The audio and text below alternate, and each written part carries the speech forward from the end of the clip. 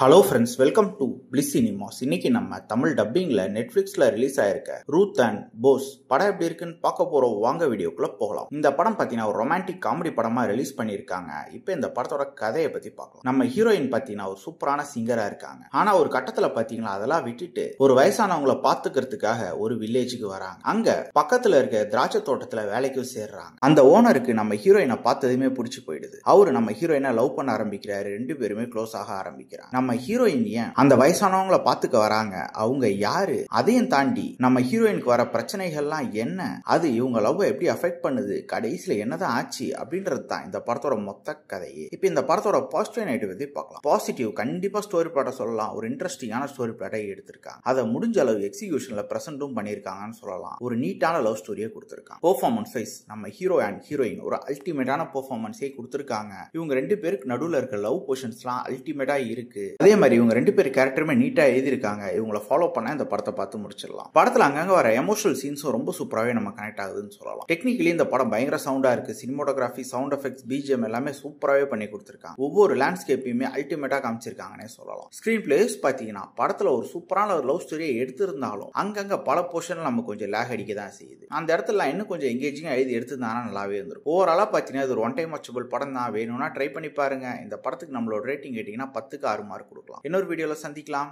Thank you.